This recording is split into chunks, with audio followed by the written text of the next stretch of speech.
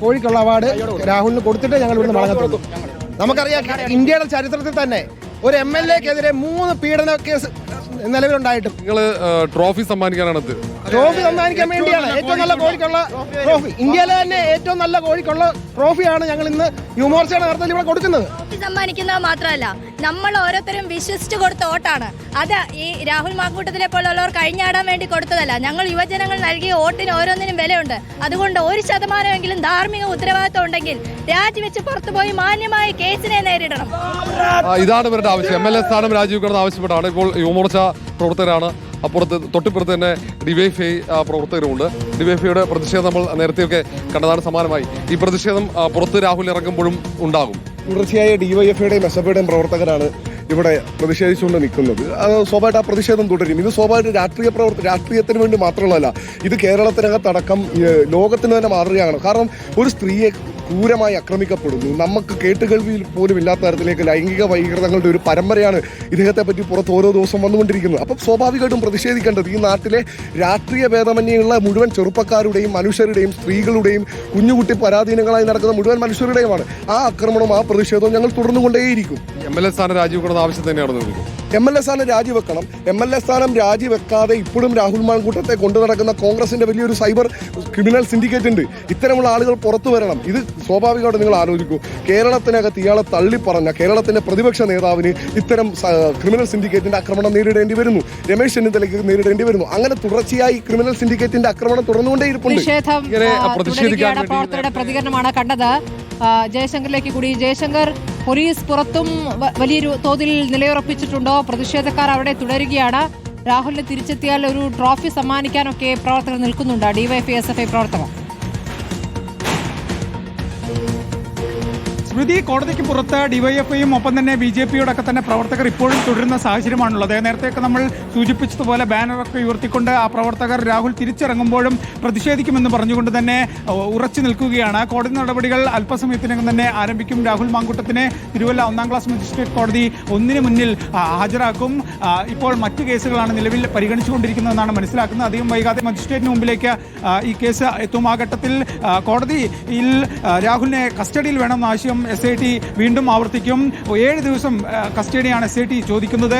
ഈ കേസിൽ ചുമത്തിയിരിക്കുന്ന വകുപ്പുകളൊക്കെ തന്നെ പരിശോധിക്കുമ്പോൾ രാഹുൽ മാങ്കൂട്ടത്തിന് ഏറ്റവും ചുരുങ്ങിയത് 4 ദിവസം SIT കസ്റ്റഡിയിൽ ഏറ്റവും ചുരുങ്ങിയത് വിടുമെന്നാണ് ഇതുമായി ബന്ധപ്പെട്ട് അന്വേഷണ ഉദ്യോഗസ്ഥരൊക്കെ തന്നെ പറയുന്നത്. എന്തായാലും കസ്റ്റഡിയിൽ ലഭിച്ചാൽ ഉടൻ തന്നെ തിരുവല്ലയിൽ നിന്ന് പത്തനംതിട്ട AR ക്യാമ്പിലേക്കായിരിക്കും രാഹുൽ മാങ്കൂട്ടത്തിനെ കൊണ്ടുപോവുക. AR ക്യാമ്പിൽ വെച്ചായിരിക്കും അന്വേഷണ സംഘം ചോദ്യം ചെയ്യൽ ഉൾപ്പെടെയുള്ള നടപടികൾ നടത്തുക എന്നാണ് മനസ്സിലാക്കുന്നത്. ഒപ്പം തന്നെ രാഹുലുമായി തെളിവെടുക്കേണ്ടത് തിരുവല്ലയിലെ തന്നെ ഒരു ഹോട്ടലിലാണ്. അതുകൊണ്ട് തന്നെ ആ തെളിവെടുപ്പ് ഉൾപ്പെടെയുള്ള കാര്യങ്ങൾ സംബന്ധിച്ച നടപടിക്രമങ്ങളും അന്വേഷണ സംഘത്തിന് പൂർത്തിയാക്കാനുണ്ട്. അല്പസമയത്തിനകം തന്നെ രാഹുലുമായി ബന്ധപ്പെട്ട കേസ് കോടതിയിലെത്തും. ആ ഘട്ടത്തിൽ SIT ഞാൻ നേരത്തെ സൂചിപ്പിച്ചതുപോലെ ഈ കേസിന്റെ ഗൗരവം കോടതിയെ ബോധ്യപ്പെടുത്തും.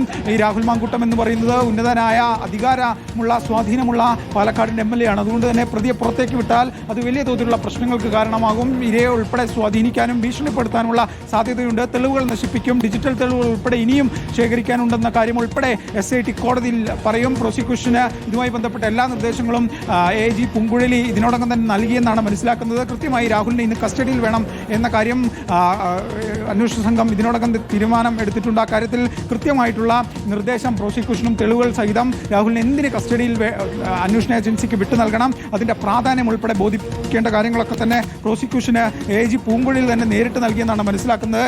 നമ്മൾ കഴിഞ്ഞ ദിവസം പുറത്തുവിട്ട ഈ വാട്സപ്പ് ചാറ്റുകൾ ഉൾപ്പെടെ ഡിജിറ്റൽ തെളിവുകളടക്കം കോടതിക്ക് മുന്നിൽ സമർപ്പിക്കുമെന്നാണ് മനസ്സിലാക്കുന്നത്. ഒപ്പം തന്നെ രാഹുൽ ഈ അന്വേഷണത്തിൽ സഹായിക്കാത്ത കാര്യവും കോടതിക്ക് മുന്നിൽ അറിയിക്കും. കാരണം ഈ കേസുമായി ബന്ധപ്പെട്ട പല രേഖകളും രാഹുൽ മാങ്കൂട്ടത്തിൽ MLA ഒപ്പിട്ടിട്ടില്ല എന്നാണ് മനസ്സിലാക്കുന്നത്. അന്വേഷണത്തിലുള്ള നേരിട്ടുള്ള പ്രത്യക്ഷമായ നിസ്സഹകരണമാണ് ഇതെന്ന് കോടതിക്ക് മുന്നിൽ ഈ പ്രോസിക്യൂഷൻ വാദിക്കും. അങ്ങനെ രാഹുൽ മാങ്കൂട്ടത്തിന് ഇന്ന് തന്നെ കസ്റ്റഡിയിൽ വാങ്ങി ചോദ്യം ചെയ്യലും തെളിവെടുപ്പും ഉൾപ്പെടെ പൂർത്തീകരിക്കാനാണ് അന്വേഷണ സംഘത്തിൻ്റെ ഒരു പദ്ധതി. അതിനിടയിലാണ് ഈ പോലീസ് ഉദ്യോഗസ്ഥരെ വലിയ രീതിയിൽ കുഴക്കിക്കൊണ്ട് എല്ലാ മൂലയിലും എന്തായാലും രാഹുലിനെ എങ്ങോട്ട് കൊണ്ടുപോകുന്നു അവിടെയെല്ലാം തന്നെ വലിയ പ്രതിഷേധം ഉണ്ടാകുന്ന സാഹചര്യം ഉണ്ടാകുന്നത് BJPയുടെയും DYFIയുടെയും SFIയുടെയും ഒക്കെ തന്നെ ഈ പ്രതിഷേധത്തെ മറികടന്ന് വേണം രാഹുലിനെ ഇനി തിരിച്ച് പത്തനംതിട്ടയിലേക്ക് കൊണ്ടുപോകണം. എന്തായാലും 3 DYSPയുടെ മാരുടെ നേതൃത്വത്തിലാണ് നിലവിൽ ഈ സുരക്ഷാ ക്രമീകരണങ്ങളൊക്കെ തന്നെ പോലീസ് മുന്നോട്ട് പോകുന്നത്. Pathanamthitta special branch DYSP, Thiruvalla DYSP, Pathanamthitta DYSP അങ്ങനെ 3 DYSPമാരുടെ നേതൃത്വത്തിലുള്ള പോലീസ് സന്നാഹത്തെയാണ് നിലവിൽ തിരുവല്ല കോടതി പരിസരത്ത് വിന്യസിച്ചിരിക്കുന്നത്.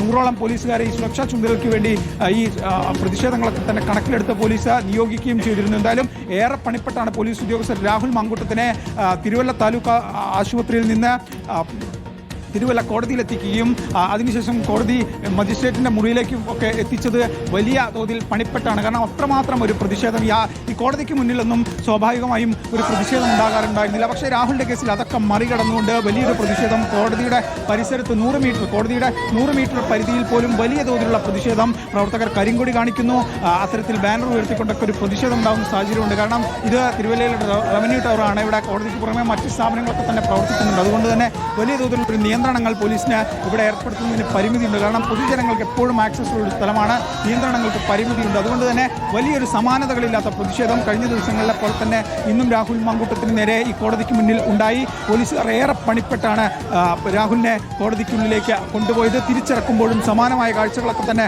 കാണുമെന്ന കാര്യത്തിൽ വലിയ പ്രതിഷേധം അവിടെ തുടരുകയാണ്. റഷീദ് വിവരങ്ങളുമായി റഷീദ്, കോടതിയിൽ അവിടെ നടപടികൾ പുരോഗമിക്കുമ്പോൾ പുറത്ത് പ്രതിഷേധമാണ്. DYFI BJP പ്രവർത്തകർ പ്രതിഷേധിക്കുന്നു. വിശദാംശങ്ങൾ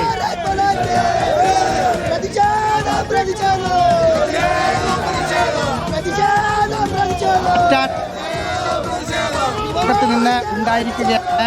ആ പോലീസ് വാഹനം, 2 പോലീസ് വാഹനം ആ കോടതിയിൽ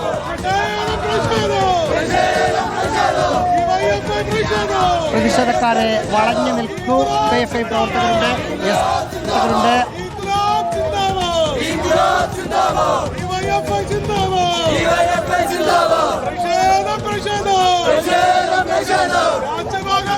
Roshy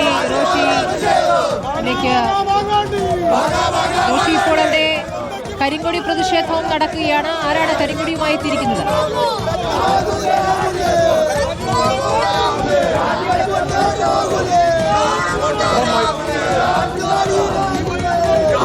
hello hello hello hello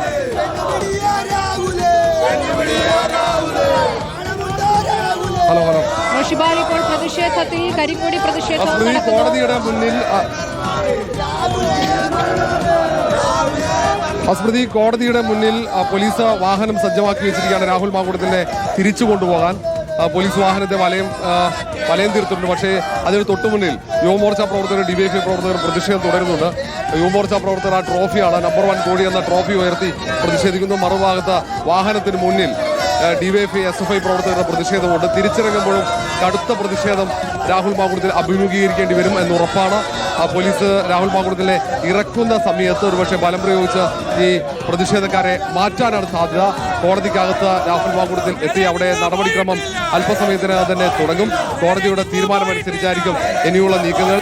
Rahul മാങ്കൂട്ടത്തിനെ 5 ദിവസം കസ്റ്റഡിയിൽ വാങ്ങണമെന്ന അപേക്ഷയാണ് പ്രോസിക്യൂഷൻ നൽകുന്നത്. അപേക്ഷ കോടതി എടുക്കുന്ന തീരുമാനമനുസരിച്ചാണ്. കസ്റ്റഡി ആണെങ്കിൽ ഒരുപക്ഷെ രാഹുൽ മാങ്കൂട്ടത്തിനെ AR ക്യാമ്പിലേക്ക് കൊണ്ടുപോകാനുള്ള സാധ്യതയുണ്ട്. എനിക്ക് കസ്റ്റഡിയിൽ ലഭിച്ചില്ലെങ്കിൽ തിരിച്ച് മാവേലിക്കര ജയിലിലേക്കാണോ അതോ തിരുവനന്തപുരത്തെ ജയിലിലേക്കാണോ കൊണ്ടുപോകുക എന്ന് അല്പസമയം അറിയാൻ കഴിയും. ഏതായാലും ഏറെ വൈകാതെ തന്നെ കോടതി നടപടിക്രമങ്ങൾ ആരംഭിക്കും. പ്രതിഷേധം ശക്തമാണ്. നേരത്തെ വൈദ്യപരിശോധന നടക്കുന്ന ഇടത്ത് ആശുപത്രി പരിസരത്ത് തുടങ്ങിയ പ്രതിഷേധമാണ്. ആ പ്രതിഷേധം ഇവിടെ വരെ എത്തി. ഇനിയും പ്രതിഷേധം തുടരും. രാഹുൽ മാങ്കൂട്ടത്തിനെ കൊണ്ടുപോകുന്ന വഴികളിലൊക്കെ പ്രതിഷേധത്തിന് സാധ്യതയുണ്ട്. കാരണം രാഹുൽ മാങ്കൂട്ടത്തിൽ MLA പദം രാജിവെക്കണമെന്ന ആവശ്യമാണ് പ്രതിഷേധക്കാർ ഉയർത്തുന്നത്. ഇങ്ങനെയൊരു MLA ആ പദവിയിൽ തുടരാൻ അനുവദിക്കരുതെന്ന് ആവശ്യപ്പെട്ടുകൊണ്ടുള്ള മുദ്രാവാക്യങ്ങളാണ് ഉയർത്തുന്നത്. യുവമോർച്ച പ്രവർത്തകർ ഈ ട്രോഫി രാഹുൽ മാങ്കൂട്ടത്തിന് സമ്മാനിക്കുമെന്നാണ് പറയുന്നത്. ലൈംഗിക പീഡന കേസിൽ പ്രതിയായ 3 കേസുകളിൽ പ്രതിയായ രാഹുൽ മാങ്കൂട്ടത്തിനെ 3ാമത്തെ പരാതിയിൽ അറസ്റ്റിലാക്കി അതിൽ കസ്റ്റഡി അപേക്ഷ കോടതിയിൽ സമർപ്പിച്ച് ഇന്ന് ഹാജരാക്കുമ്പോൾ കോടതിയുടെ നിർദ്ദേശപ്രകാരമാണ് ഇന്ന് പ്രൊഡക്ഷൻ വാറന്റ് ഇന്നലെ ഇഷ്യൂ ചെയ്തു. അങ്ങനെ ഇന്ന് കോടതിയിൽ ഹാജരാക്കുന്നത്. ഇന്ന് കോടതിയിൽ ഹാജരാക്കുമ്പോൾ പ്രതിഭാഗം എന്ത് പറയുമെന്നത് പ്രധാനമാണ്. അതിനപ്പുറത്തേക്ക് കോടതി പ്രോസിക്യൂഷന്റെ ആവശ്യം പരിഗണിച്ച് കസ്റ്റഡിയിലേക്ക് രാഹുൽ മാങ്കൂട്ടത്തിനെ വിട്ടു നൽകുമോ എന്നത് പ്രധാനമാണ്. ചോദ്യം ചെയ്യാൻ രാഹുൽ മാങ്കൂട്ടത്തിനെ കസ്റ്റഡിയിൽ വേണമെന്ന ആവശ്യമാണ് പ്രോസിക്യൂഷൻ ഉയർത്തുന്നത്. കാരണം അത്രയും പ്രധാനമാണ്. പുരോഗമിക്കുകയാണ്.